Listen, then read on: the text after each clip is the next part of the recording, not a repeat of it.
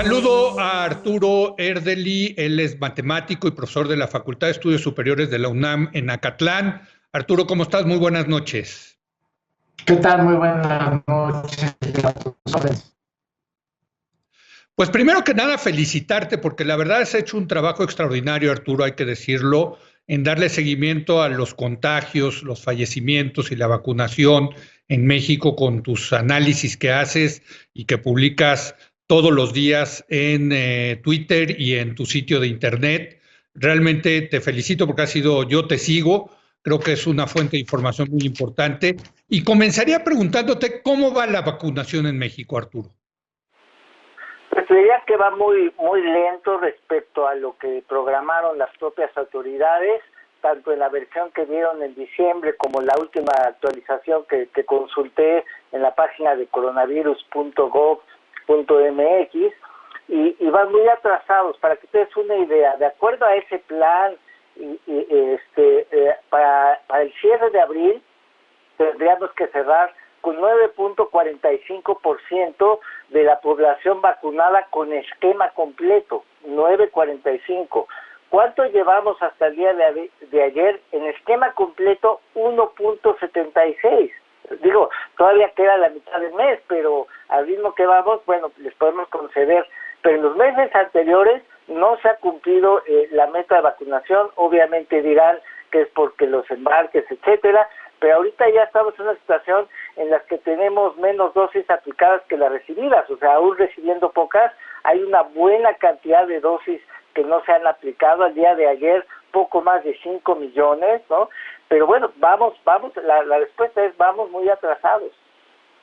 Bueno, aquí hay que decirle, Arturo, cuando tú dices el esquema completo es que ya tienen las dos vacunas, porque recordarle a la gente que la de Pfizer, la de AstraZeneca, bueno, todas las Sputnik, las chinas, implican dos dosis.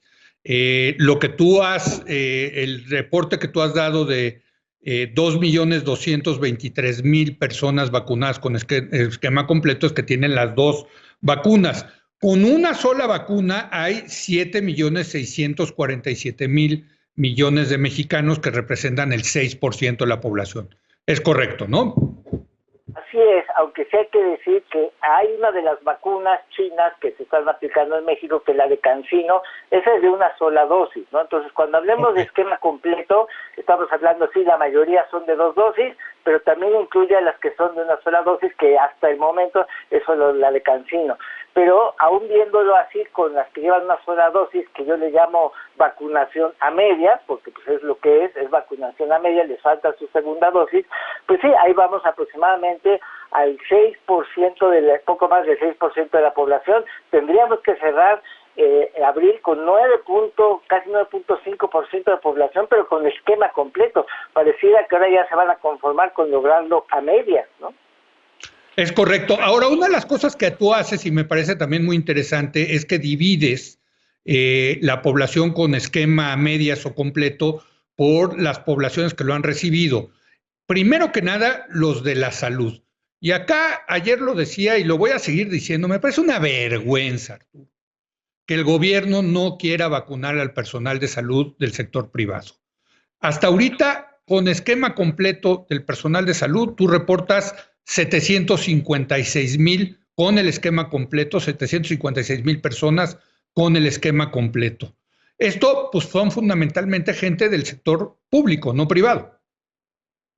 Pues habían dicho que ellos, más que hablar de que si vacunan o no al sector privado, han hecho una división artificial entre el personal de salud de primera línea y el que no lo es, lo cual es una división bastante absurda, porque el decir que, el personal médico que está en hospitales dedicados a la atención de COVID, dicen, bueno, pues ellos están en exposición directa con COVID. El problema es que los médicos en consultorios privados, en hospitales, aunque no tengan COVID, les puede llegar un paciente por otras razones y a la mera resulta que tiene COVID. Recordemos que tienen diferentes manifestaciones los primeros síntomas. En algunas personas solo se ha manifestado con diarrea, entonces alguien que tiene diarrea pues va al gastroenterólogo particular, lo recibe el gastroenterólogo gastroenterólogo y pues acaba concluyendo que tiene COVID. Entonces, por eso es que esa definición de elegir primera línea o no es totalmente artificial, y a quien más expone es justamente a los médicos que no son de primera línea, porque como que a los de primera línea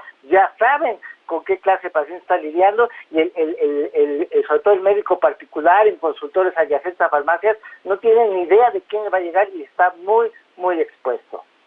No, y realmente lo que es ridículo es que estemos a mediados de abril y no se haya terminado la vacunación del todo el personal médico, tanto el que está en el frente como el que no está en el frente, tanto el sector público como el sector privado, Arturo.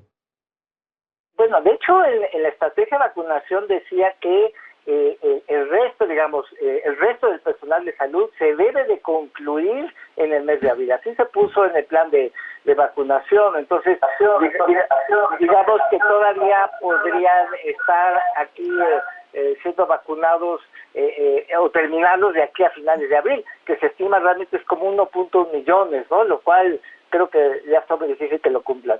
Caray. Bueno, ahora, también de acuerdo a tu reporte, pues el personal, digamos, la población más beneficiada de la vacunación ha sido sin duda, y qué bueno, los adultos mayores de 60 años.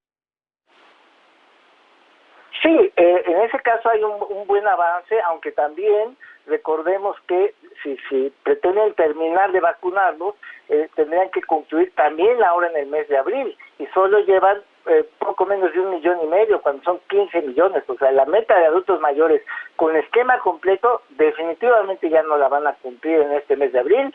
Creo que aspiran a lograrlo a medias, o sea, con personas con una sola dosis, que también yo ya veo muy difícil que lo puedan cumplir en este mes de abril.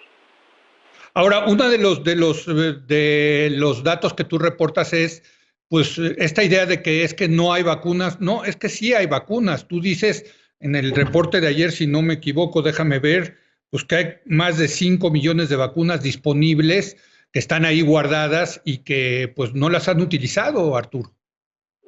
Pues creyéndole, porque son cifras del gobierno federal, no son mis cifras. Ellos ayer reportaron 16.9 millones de dosis recibidas, reportan que han aplicado 11.7 millones, bueno, pues entonces la diferencia son 5.2 millones, ¿no? El subsecretario de Salud ha dicho que es falso, que estén ahí guardadas en algún refrigerador, que están en tránsito o que ya están en las entidades federativas, bueno, como sea, pero esa brecha entre dosis aplicadas y dosis recibidas cada vez es mayor. Antes era de 1 millón, de 2 millones, y ahora ya vamos en más de 5.2 millones. Es decir, eso lo que nos dice es que la velocidad de aplicación de las dosis es menor a la velocidad a la que estamos recibiendo dosis, y eso que nos quejamos de que recibimos muy pocas. Hay un problema fuerte en la logística. Creo que cometieron un error en intentar esta logística de brigadas correcaminos y los servidores de la nación, que al parecer están entorpeciendo más el proceso de lo que ayudan.